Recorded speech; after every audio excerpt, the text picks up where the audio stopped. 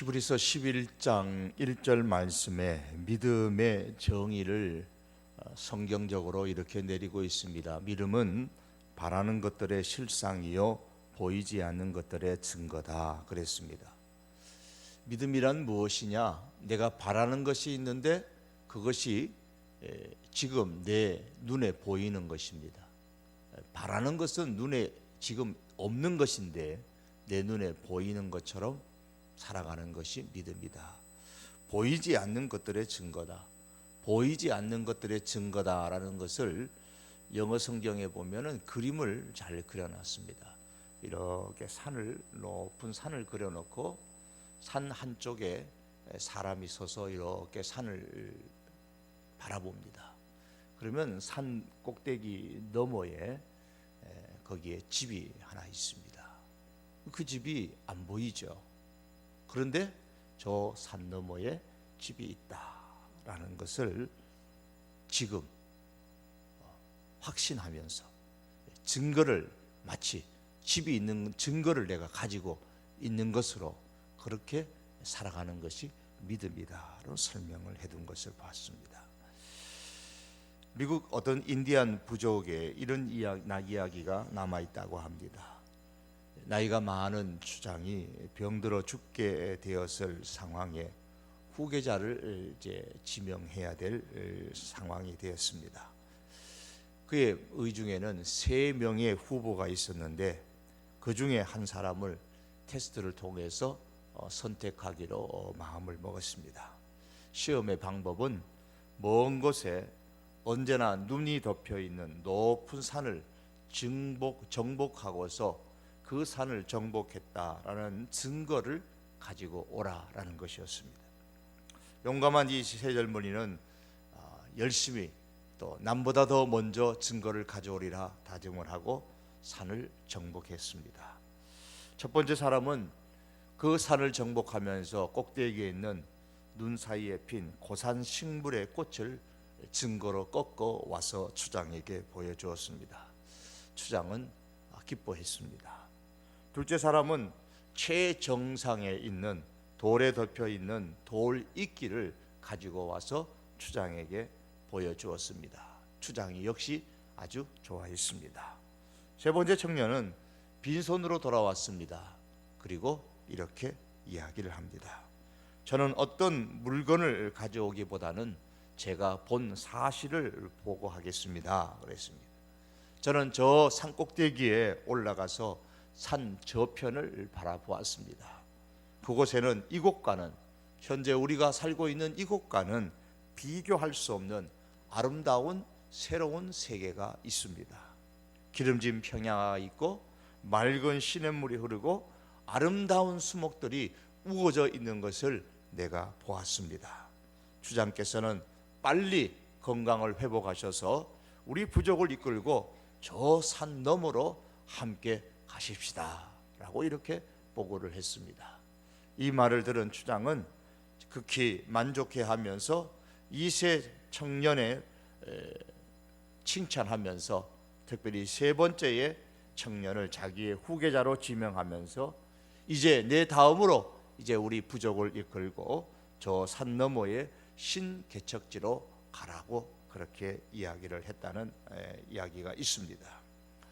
오늘 사도행전의 말씀 본문의 내용은 예수님께서 제자들에게 그리고 오늘 이 시대의 우리들에게도 보이지 않는 저 산 너머의 새로운 세상을 우리에게 비전으로 심겨주시는 말씀입니다. 이것을 3절에서 이렇게 기록을 하고 있습니다. 그가 고난받으신 후에 또한 그들에게 확실한 많은 증거로 친히 살아계심을 나타내사 40일 동안 그들에게 보이시며 하나님 나라의 일을 말씀하시니라. 이 말씀을 여러분 곰곰이 한번 생각해 보시고 이 말씀을 지금 듣고 있는 제자들의 한번 그 얼굴 표정을 한번 생각해 보십시오. 그가 예수님이 고난받으신 이후에 또한 그들에게 확실한 많은 증거로 친히 살아계심을 나타내사 40일 동안 그들에게 보이셨다 그랬습니다. 자, 그러면 제자들이 어떻겠습니까? 예수님이 돌아가셨을 때는 이제 우리 인생은 실패했나 보다 라고 그렇게 생각했을 텐데, 확실한 많은 증거로 예수님께서 40일 동안 자신의 살아계심을 나타내 보이셨을 때에 제자들은 이제 새로운 멋진 인생이 우리에게 펼쳐질 것이다, 그렇게 생각을 했을 것입니다. 그렇기 때문에 제자들 중에 한 사람은 예수님께 이런 질문을 했죠. 6절의 말씀처럼 주께서 이스라엘 나라를 회복하심이 이때니까? 라는 질문을 하면서 우리나라가 드디어 이제 해방을 하고 독립할 것인가? 우리가 좀 더 이제는 예수님으로 인해서 편안한 삶을 살 것인가? 라는 그런 기대를 했을 것입니다. 그들을 향하여서 예수님께서 주시는 새로운 세상은 로마로부터 독립되어진 이스라엘, 그로 통해서 누리게 될 이 땅에서의 제자들의 삶이 아니고 하나님 나라의 일을 말씀하시니라 그랬습니다. 예수님께서 이제 마지막으로 제자들을 떠나시기 전에, 승천하시기 전에 제자들에게 보여주신 비전은 바로 새로운 세상, 하나님 나라입니다. 새로운 나라, 하나님 나라의 일을 그들에게 말씀하시면서 우리가, 아니 너희가 내가 떠날지라도 이 하나님의 나라를 비전으로 삼고 이것을 이루라고 말씀을 해 주셨습니다. 예수님께서는 이 하나님의 나라에 대한 비전을 제자들에게 심겨 주시면서 두 가지의 약속을 해 주셨습니다. 하나는 성령으로 세례를 받으리라 라는 약속입니다. 5절의 말씀입니다. 요한은 물로 세례를 베풀었으나 너희는 몇 날이 못되어 성령으로 세례를 받으리라 하셨느니라. 이 세례라는 여기에 단어는 적시다, 잠긴다라는 뜻인데 성령의 물에 잠긴다라는 말이죠. 이 말은 사도행전의 문맥과 비교해 보면 여기서 말씀하는 성령으로 세례를 받는다라는 것은 성령 충만을 의미하는 겁니다. 오늘날 회심으로 말미암아서 일어나는 중생으로서의 성령 세례와는 구별되어진 성령으로의 세례, 성령 충만을 말씀합니다. 이때의 상황은 우리가 본문에서 보는 바와 같이 부활하신 예수님께서 사도들과 함께 이제 감람산에 모였을 때입니다. 즉 겟세마네 동산에 모였을 때죠. 예수님께서는 4절에서 보는 바와 같이 예루살렘을 떠나지 말고 아버지의 약속하신 것을 기다리라. 하나님의 나라의 일을 비전으로 심어주셨던 예수님께서는 그들에게 또다시 한 가지의 약속을 주십니다. 아버지의 약속하신 것에 대한 재확인하는 약속입니다. 성령으로 너희가 세례를 받을 것이다 라는 약속입니다. 오순절에 함께 모인 사람들이 다 성령으로 충만함으로써 하나님의 약속의 성취를 경험했던 것처럼 오늘 우리들 역시도 이 성령 충만이라는 하나님의 약속을 사모하는 마음으로 기다려야 합니다. 이것은 하나님께서 약속하신 것이고 또한 예수님께서 제자들에게 재약속해 주신 것입니다. 우리가 어떤 사람이든 간에, 우리가 하나님을 위해서 무슨 일을 하든 간에 우리의 커다란 바람은 성령으로 충만하여서 우리의 사역이 성령으로 인해서 능력을 발생시키는 것입니다. 그런데 오늘 예수님께서는 성령 충만, 성령으로 세례를 받는 것이 아버지의 약속이고 너희가 몇 날이 못 되어서 성령으로 충만할 것이다 라고 제 약속을 해 주시면서 떠나지 말고 기다리라 라고 하셨습니다. 기다리라 라는 이 말씀은 먼저 성령보다 앞서서 일하지 말라라는 뜻입니다. 너희가 3년 동안 나와 함께 있으면서 많은 것을 배웠지만은 그러나 성령보다 앞서서 일하면 실패할 것이다 라는 말씀입니다. 하나님 나라의 일을 하려면, 하나님 나라의 이 비전을 품고 살아가려면 결코 성령보다 앞서서는 안 된다라는 것이 예루살렘을 떠나지 말고 기다리라라는 뜻입니다. 로이드 존스 목사님은 어느 작은 마을에서 설교를 했을 때에 마을의 사람들이 이제 그의 설교를 듣기 위해서 많이 모였습니다. 그런데 설교를 해야 될 목사님이 나타나지를 않는 겁니다. 그래서 사람을 보내어서 이제 설교하실 집회 시간이 다 되었기 때문에 어서 모셔오라고 그렇게 얘기를 했습니다. 그런데 로이스 존스 목사님을 찾아갔던 이 사람이 돌아와서 보고를 하는 겁니다. 얘기하기를 목사님이 지금 누구하고 뭐 얘기를 하고 있어요. 그래. 무슨 얘기를 하던데요? 그러니까 그건 모르겠어요. 하여간 누구하고 얘기하는데 그건 모르지만 하여간 누구하고 얘기를 하는 것 같아요. 좀 기다려도 안 와요. 그래서 또 사람을 또 보냈습니다.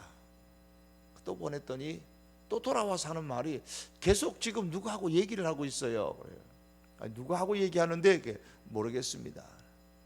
그래서 찾아가 보았습니다. 가서 보니까 이 로이드 존스 목사님이 이렇게 얘기를 하고 있었습니다. 당신이 나와 함께 가지 않는다면 나는 이들에게 가서 설교하지 않을 것입니다. 계속 이렇게 말씀하시는 것이었습니다. 그러니까 지금 이 로이드 존스 목사님 뭔가를 자꾸 이렇게 얘기하니까 누구하고 지금 얘기하고 있는 것으로 그렇게 보고를 했던 겁니다.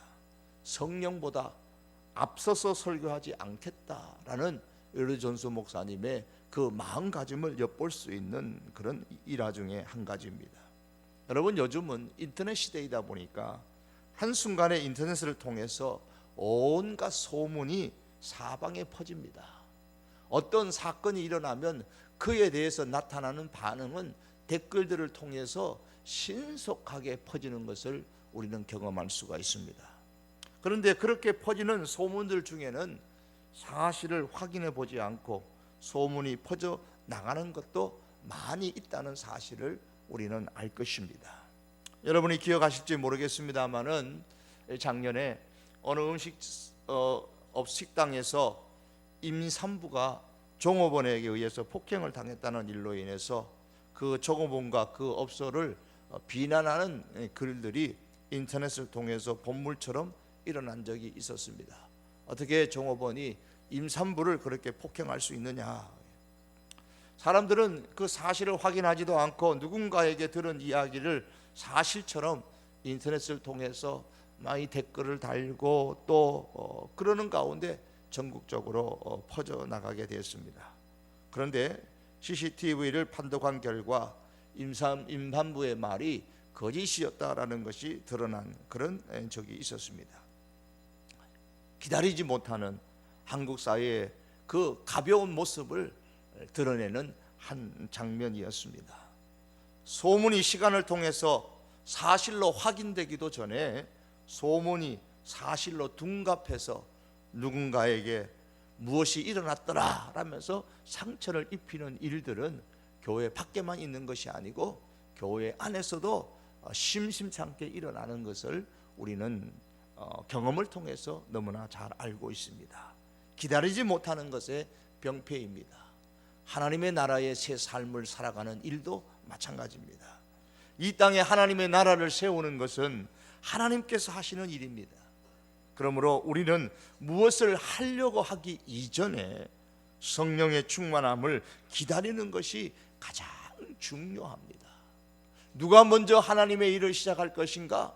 성령의 충만함을 받은 사람, 하나님의 임재하심을 경험한 사람, 그 사람이 하나님의 일을 먼저 시작을 해야 합니다. 성령의 부으심을 경험하지 못한 채 하나님의 일을 하게 되면 자신도 결국에는 상처를 받게 되고 다른 많은 사람들에게도 상처 주는 일들이 일어나게 될 것입니다. 성령의 임재하심을 우리가 기다려야 합니다. 아버지의 약속하신 것을 기다리라는 이 예수님의 말씀을 들었던 제자들은 예루살렘의 한 집의 다락방에 올라가서 아버지께서 약속하신 것을 달라고 그들은 전심으로 기도했다고 성경은 14절 이하에서 말씀을 하고 있습니다. 이를 볼 때에 그들은 기다리라는 이 예수님의 말씀을 그냥 팔짱 끼고 기다리는 것으로 이해하지 아니하고 하나님께 기도하며 기다리는 것으로 이해했음에 틀림이 없습니다. 그러므로 내가 앞장서서 하지 아니하고 기다리라라는 이 말씀은 기도하라는 말씀으로 우리가 받아들여야만 합니다. 기도하는 중에 성령의 임재하심을 경험한 사람들이 움직여서 하나님 나라의 일을 시작하는 것을 사도행전이 우리에게 보여주고 있습니다. 하나님은 이런 사람들을 통하여서, 하나님의 임재하심을 경험한 사람들을 통해서 하나님의 일을 진행해 가신다는 사실을 사도행전이 우리에게 증거해 주고 있습니다. 오늘날에 교회가 범하는 실수 가운데 하나가 무엇냐면 모든 일을 조직적으로 행하려고 하는 것입니다. 이제 교회의 역사가 오래되다 보니까 조직이 잘 갖추어져 있습니다. 그래서 하나님의 모든 일들을 조직적으로만 하려고 합니다. 그래서 성령이 임재하지 아니하셔도 조직적으로 얼마든지 많은 일들을 할 수가 있는 것이 사실입니다. 그러나 성령이 임재하시지 않는 가운데서 조직적으로 일하는 그곳에는 결코 하나님께서 역사하지 아니합니다. 우리가 때로는 우리의 하나님께서 주신 이성을 가지고 조직을 갖추고 조직적으로 전략을 세우고 일하는 것이 필요하지만, 그보다도 중요한 것은 우리가 함께 모여 기도함으로써 성령의 임재하심을 기다리는 것입니다. 그래서 각자의 심령 가운데, 우리 교회 가운데에 성령의 임재하심에 경험하는 이와 같은 일들이 일어났을 때에 비로소 하나님께서 우리 교회를 통하여서 하나님의 큰 역사를 일으키실 줄 믿습니다. 또한 기다린다라는 이 말씀은 포기하지 말라는 뜻이기도 합니다. 예수님께서 너희가 성령을 받을 것이다 라는 이 하나님의 약속을 재약속하신 것은 자신이 이제 승천할 것을 전제로 하신 말씀입니다. 예수님께서 부활하셨을 때에 제자들은 풀이 죽었다가 완전히 이제 신이 났을 겁니다. 그런데 예수님께서 그런 제자들을 두고서 승천하여 떠나가 버리신다면 제자들의 그때 심정이 어떻겠습니까? 그것을 미리 아신 예수님께서는 사전에 제자들이 하나님 나라의 일을 포기할 수도 있기 때문에 기다리라라고 말씀한 겁니다.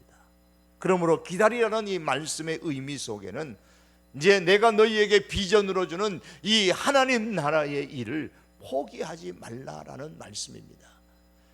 지금은 너희 눈에 보이지 아니하지만 확실한 이 하나님 나라의 삶을 포기하지 말고 살라는 것입니다. 성도는 기다리는 사람들입니다.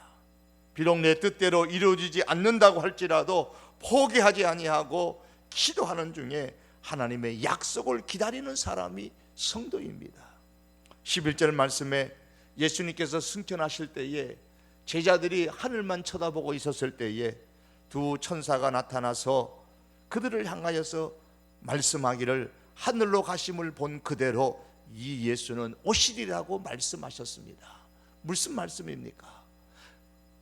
예수님이 승천하신 그 하늘만 바라보지 말고 예수님께서 너희에게 약속하신 그것을 위하여 포기하지 말고 이제 실천으로 옮기라라는 말씀인 줄 압니다.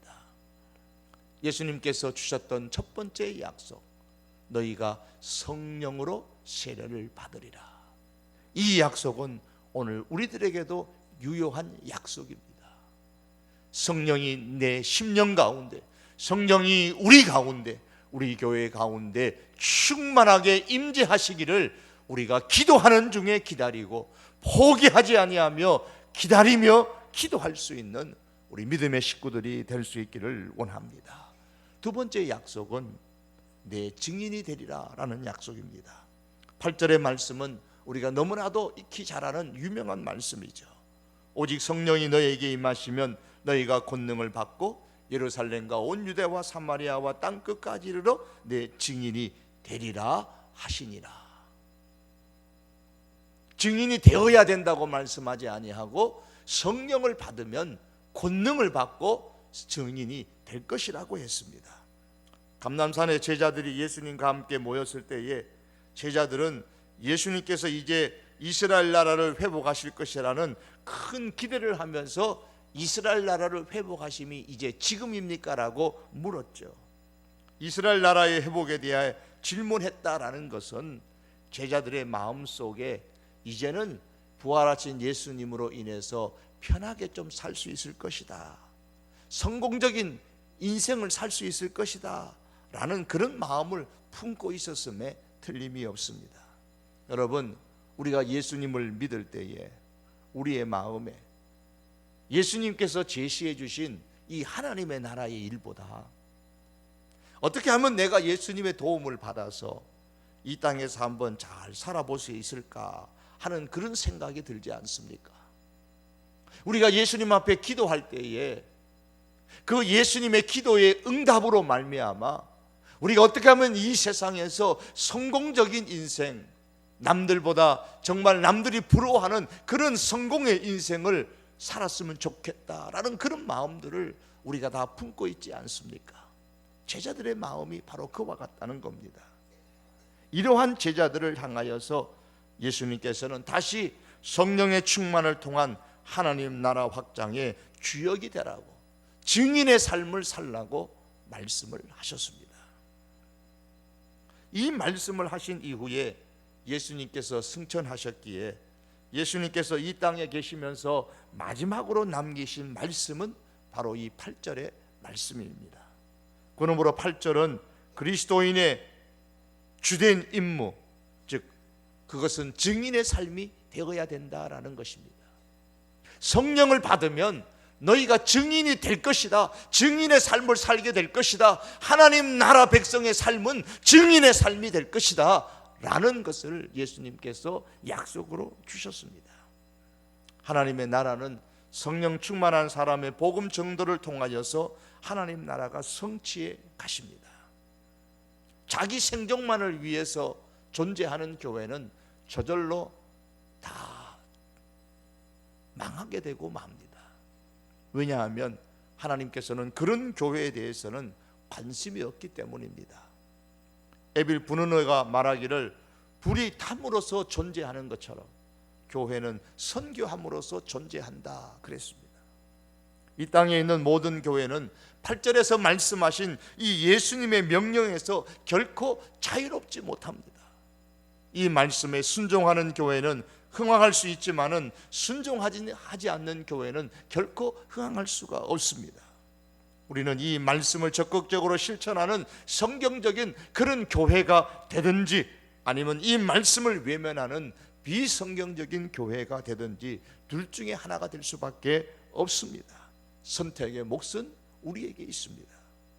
우리는 사도행전 1장 초두에서 두 가지 사실을 강조하고 있는 것을 보게 됩니다. 그 하나는 예수님께서 세상을 떠나실 것이다 라는 겁니다. 그리고 또 다른 하나는 하나님의 통치의 마지막을 이루기 위하여 다시 이 세상으로 돌아오실 것이다 라는 말씀입니다. 이 두 가지 사건 사이에 하나님 예수님께서는 제자들에게 하나님 나라의 일을 그때까지 이루는 삶을 살라고 말씀하셨습니다. 이것이 제자들에게 주어진 비전이고 오늘날 교회와 우리들에게 주신 예수님의 비전인 겁니다. 예수님의 떠나심과 예수님의 다시 오심의 이 시간 사이에는 결국 복음 증거의 때이고 예수님께서 말씀하신 이 비전을 이루어가는 때입니다. 예수님께서 마지막으로 떠나시면서 무엇을 주고 가는 것이 그들을 위해서 가장 좋을 것인가를 예수님께서 깊이 생각하셨을 것입니다. 그들이 어떻게 먹고 살 것인가를 책임져 주는 것도 중요한 문제일 것이고, 그들이 어떻게 하면 이 땅에서 저들이 살아갈 것인가에 대해서 지침을 주는 것도 중요할 것이지만 예수님은 무엇보다도 그들에게 복음에 대한 비전, 하나님 나라는 복음을 증거하는 증인의 삶을 통하여서 이루어진다는 이 비전을 그들에게 남겨주고 떠나시기를 원하셨습니다. 사랑하는 성도 여러분, 우리들의 현재의 상황이, 우리들의 현재의 믿음이 내가 어떻게 증인의 삶을 살 수 있을까라는 그런 고민, 그런 부담을 우리가 많이 할 수가 있을 것입니다. 이 증인의 삶은 누구에게 주어지는 겁니까? 성령이 임할 때 주어지는 겁니다. 성령이 임재하심을 경험하는 그 사람이 바로 증인의 삶을 살 수 있기에, 이것은 예수님께서 우리에게 약속하신 말씀이므로 우리가 성령의 임재하심을 사모하고 이 증인의 삶을 기대하고 소망하면서 우리가 이 증인의 삶을 마음에 품고 그렇게 살 수 있어야 됩니다.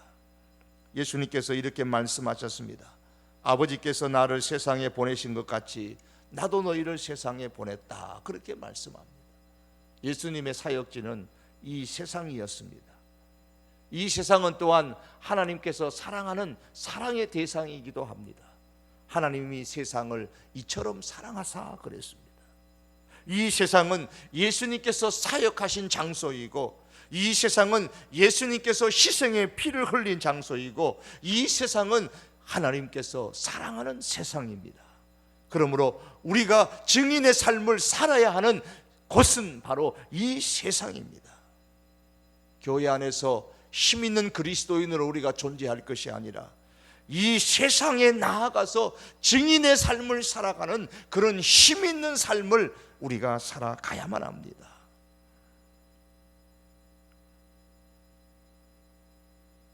예수님께서는 승천하시기 전에 그들을 향해서 너희가 성령의 권능을 받아서 이웃을 잘 도와주라, 그런 말씀하신 것이 아닙니다.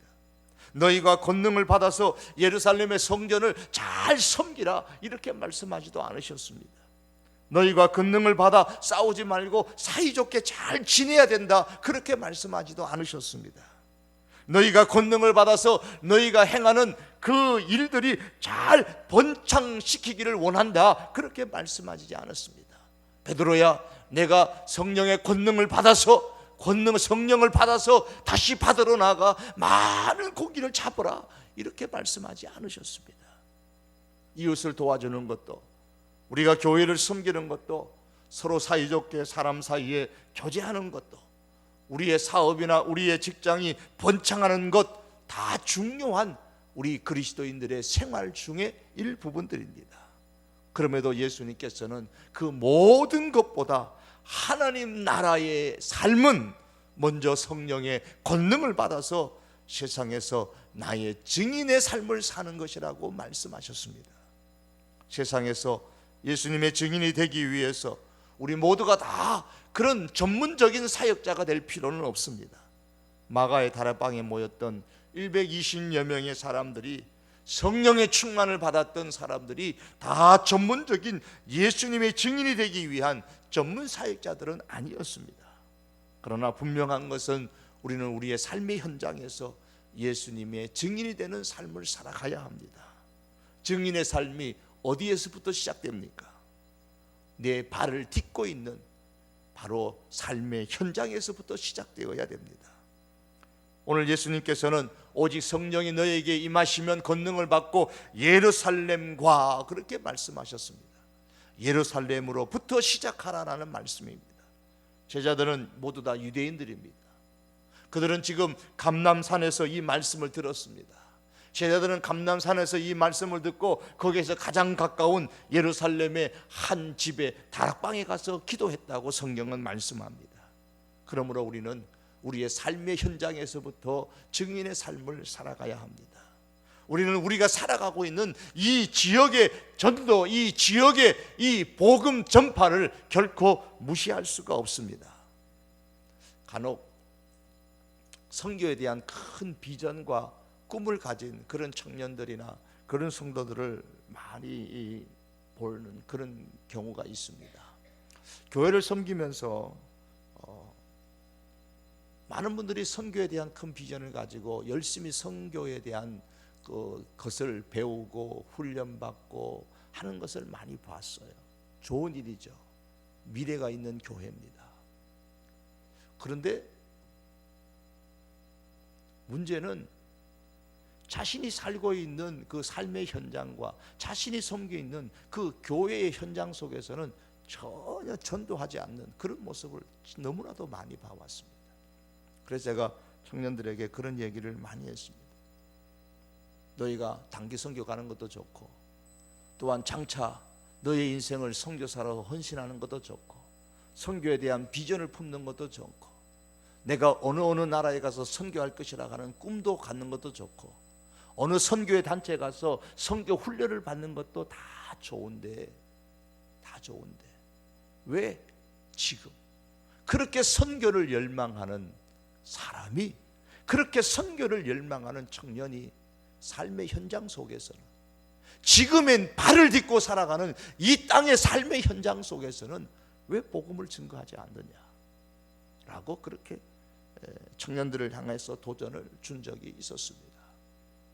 한국교회가 선교한다고 세계를 향해 선교사를 파송합니다. 우리 교회도 파송합니다. 많은 교회를 협력합니다. 그러나 진작 선교사를 파송하고 선교사를 위해서 기도하는 이 땅에서, 우리 교회에서, 내 삶의 현장에서 현 주소는 어떻습니까? 예수님께서는 땅 끝까지 가서 내 증인이 되리라 라고 하셨습니다. 그러나 그 출발은 예루살렘에서부터 유대인들이, 제자들이 살아가고 있는 그 유대인 예루살렘에서부터 너희가 증인의 삶을 살아가야 되고 복음 전파의 삶을 살아가야 되고, 동시에 더 나아가서 땅 끝까지 이 복음이 전파되도록 증인의 삶을 살라고 말씀하신 것입니다. 그러므로 우리가 세계를 향해서 복음의 선교에 대한 큰 비전을 품는 거 좋은 일입니다. 마땅히 이 말씀에 따라 우리가 그렇게 해야 됩니다. 그러나 이 복음 증거의 삶, 선교의 삶은, 현장은 바로 지금 내가 발을 딛고 살아가는 내 삶의 현장에서, 우리가 신앙생활하는 이 교회의 현장에서부터 이 선교와 복음 전파와 증인의 삶은 활발하게 일어나야 하는 것입니다. 더 나아가서 증인의 삶은 여기서 제한되는 것이 아니라, 오늘 성경은 사마리아와 땅끝까지 내 증인이 되라 그랬습니다. 여기서 우리는 사마리아를 또한 우리의 선교의 대상으로 삼으라는 주님의 말씀에 유념해야 됩니다. 예수님의 이 말씀을 듣고 있는 사람들은 모두 다 유대인들입니다. 여러분 아시다시피 유대인들에게 있어서 가장 싫어하는 사람이 사마리아인들입니다. 사마리아 땅은 글로 통과해 가면 유대에서 저 갈릴리 지역으로 가기가 참 편리한데도 불구하고 그 사마리아 땅이라고 밟지 아니하고 삥 둘러서 가는 그런 유대인들입니다. 그런 유대인들을 향하여서 예수님은 저 사마리아도 너희가 증인으로 살아가야 되는 대상들이다라고 말씀을 하셨습니다. 그러므로 우리는 내가 가장 싫어하는 사람에게도 증인의 삶을 살아야 됩니다. 저 사람은 예수님 안 믿고 지옥 갔으면 좋겠다, 그런 사람 여러분 마음속에 혹 있으십니까? 그 사람이 사마리아인이고 거기가 사마리아 땅이고 그 사람에게도 복음이 증거되어져야만 합니다. 우리는 그들을 위해서도 기도해야 되고, 그들이 복음을 받아들일 수 있도록 우리가 복음을 증거하고 그들 속에서도 증인의 삶을 우리가 살아가야만 합니다. 우리는 늘 구원 얘기할 때에 내 가족 구원만을 이야기합니다. 전도하자 그러면 의례적으로 내 가족 구원만을 늘 먼저 생각을 합니다. 내 가족 구원 중요하죠. 그러나 사마리아인의 구원도 참으로 중요하다는 사실을 우리가 기억할 수 있기를 바랍니다. 우리 민족이 가장 싫어하는,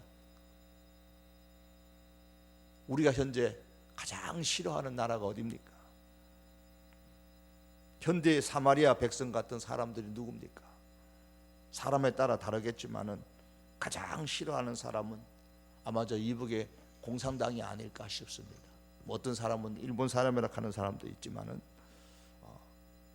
그러나 우리의 사마리아인들은 이 나라의 6.25 전쟁을 통해서 참 많은 아픔을 주고 또한 이산가족에 큰 슬픔을 남겨준, 상처와 아픔을 준 저 북한의 공산당, 우리들에게는 사마리아인들과 같은 사람들입니다. 아마 우리 교회는 그런 경험을 했던 분들이 세운 교회이기 때문에 저 북한의 공산당은 아마 사마리아인들이라고 생각하시는 분들이 많을 것입니다. 그러나 그들도 우리의 선교의 대상입니다. 우리 교회가 지금은 재정적으로 이렇게 저 땅을 위해 가지고 많은 것을 하지 못하지만 통일이 될 그날이 분명히 있는 것을 우리가 믿으면서 우리가 이 북한 선교를 위해서 늘 기도하는 가운데 우리가 기금을 계속해서 모아가야만 합니다. 딴 데 쓰지 마시고 북한 선교를 위해서 우리가 저 땅에 교회를 짓고 저 땅을 복음하기 위한 그런 기금들은 우리는 기도하는 가운데 끊임없이 실천할 수 있어야 될 줄로 압니다. 사마리아인들을 향한 복음 증거입니다. 그리고 주님께서는 땅끝까지 내 증인이 되라고 말씀하셨습니다. 여러분, 이 땅끝까지가 우리가 선교해야 하는 땅끝은 공간적으로 한국을 떠난 저 먼 외국의 나라이기도 하지만 한편으로는 지금 한국 땅에 들어와 있는 많은 외국인들도 땅끝들입니다.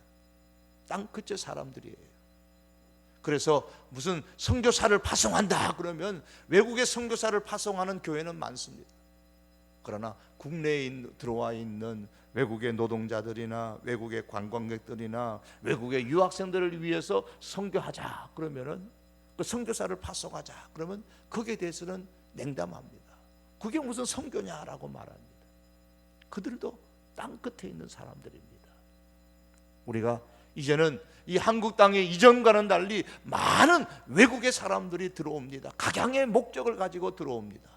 그들을 향해서도 우리가 선교사를 그들을 위해서 전문적으로 선교할 수 있는 선교사도 파송해야 되고 선교사도 키워야 되고 그들을 향해서도 우리 교회는 끊임없이 기도하고 선교의 전략을 세우면서 우리가 복음을 증거해야만 합니다. 사랑하는 성도 여러분, 선교는 여기에서부터 내 삶의 현장에서부터 내가 섬기는 교회의 현장에서부터 시작하지만 사마리아인을 향해서 땅끝까지 동시다발적으로 시행되어져 나아가야만 합니다. 부활하신 예수님, 그 예수님을 바라보면서 이제는 뭔가 좀 새로운 멋있는 성공적인 인생을 살 것이라고 기대하는 제자들을 향하여서 예수님은 말씀합니다. 하나님 나라의 새로운 삶을 너희가 살아라. 하나님 나라의 삶을 살아라. 너희가 하나님의 나라의 삶을 살기 위하여 성령으로 세례를 받아야 되는데 너희가 성령으로 세례를 받을 날이 올 것이다. 그 날을 기다리고 포기하지 말라 말씀하셨습니다. 사랑하는 성도 여러분, 우리 역시도 이 땅에서 우리가 성공하고 이 땅에서 두 다리 뻗고 잘 사는 것도 또한 이 땅에 많은 사람들이 기대하는 삶이지만 우리 예수님께서 승천하시기 전에 우리에게 보여준 저 산 너머에 있는 또 다른 삶, 사람들이 보지 못하는 오직 성령으로만 거듭남으로 통해서만 볼 수 있는 그 하나님 나라의 삶을 예수님께서 우리에게 비전으로 보여주시면서 이와 같은 삶을 살라고 말씀하신 것을 여러분 기억하십시다. 이 땅의 삶에만, 이 땅에서 성공하는 모습으로만 우리가 창념하지 말고 예수님께서 보여주신 이 새로운 하나님 나라의 삶을 우리가 꿈꾸고 기대하고 이루어질 것을 우리가 소망하면서 성령의 충만을, 성령의 임재하심을 사모하고 기다리며 하나님 나라의 일을 포기하지 아니하며 나아가는 저희들이 될 수 있기를 원합니다. 더 나아가서 증인의 삶을, 오직 성령의 임재하심을 간구하고 성령의 능력을 덧입어서 증인의 삶을 살아갈 수 있는 저와 여러분의 삶이 되기를 원하고 우리 성도교회가 될 수 있기를 주님의 이름으로 축복합니다. 우리 기도드리겠습니다. 이 시간에 우리 말씀을 기억하면서 기도하시겠습니다. 우리 찬송 한 장 부르고 기도하실 텐데요. 찬송은 우리가 이 시간 찬송 부를 때 183장을 찬송할 겁니다. 183장을 찬송할 텐데요. 이 찬송을 부르고 하나님, 예수님께서 보여주신 새로운 삶, 새로운 믿음의 삶, 저 산 너머에 있는 지금은 눈에 보이지 아니하지만 반드시 이루어지게 될 하나님의 나라의 삶을 제자들에게 비전으로 주신 것처럼 오늘 우리들에게도 주셨습니다. 그 하나님의 나라의 삶을 우리가 기대하고 소망하면서 이 땅에서 하나님의 나라를 이루어가는 이 일에 성령으로 세례를 받아 성령의 충만을 받아서 성령보다 앞서지 아니하며 하나님 나라를 이루어가는 삶을 살아가게 하여 주시옵소서. 성령의 충만함을 하나님께서 약속하시고 예수님께서 제 약속해 주신 이 성령의 충만함을 허락하여 주시옵소서. 성령의 강력한 임재하심이 이 금요일마다 올라오는 우리 성도들에게 충만하고 예배 때마다 올라오는 우리 성도들에게 충만할 수 있도록 여러분 위에서 한번 기도해 주시기를 바랍니다. 두 번째 기도의 제목은 이 성령의 충만함을 받아서 증인의 삶을 살아가는 그런 우리 성도 교회와 그런 우리 모든 우리 자신들이 되고 성도교회 교인들이 될 수 있도록 여러분 위에서 한번 기도해 주시기를 바랍니다. 내 삶의 현장에서부터 증인의 삶을 살게 하시고 정말 내가 싫어하고 미워하는 사람들 가운데서도 증인의 삶을 살 수 있게 하여 주시옵소서. 기도할 수 있기를 원합니다. 빈들의 마른 불같이 우리 함께 찬양합니다.